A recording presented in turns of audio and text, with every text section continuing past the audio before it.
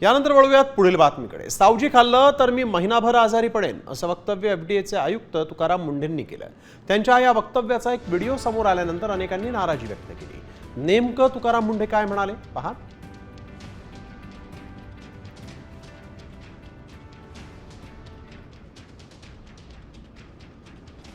आणि आपण काय म्हणतो, हॉटेलमध्ये गेलो, अरे मला चांगलं जेवण दे, स्पायसी दे, इकडे तर्री पण काहीतरी इकडे एक मोठा प्रकार आहे ते दे। नागपूरला तर कोणतं ते चिकन काय असं सावजी, म्हणजे सावजी जर माझ्यासारख्या माणसांना खत करून 1 महिन्यात हॉस्पिटलमध्ये जाईल अशी परिस्थिती आहे।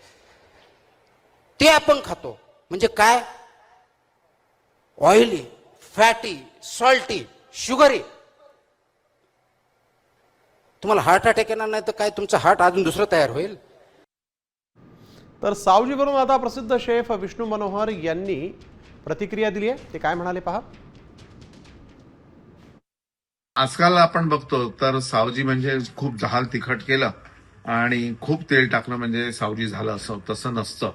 जी प्रोसेस ओरिजिनल आहे तशा पद्धतीने जर तुम्ही सावजी खाल्लं किंवा बनवलं तर ते जळजळ होणं जो प्रकार असतो तो त्याच्यामध्ये होत नाही आणि एक छान निगुतनी करण्याची प्रोसेस आहे। आणि मला वाटतं त्याला जर तुम्ही फॉलो केलं तर सावजी तुमचं नक्की छान होईल आणि तुम्ही सावजीच्या प्रेमात पडाल।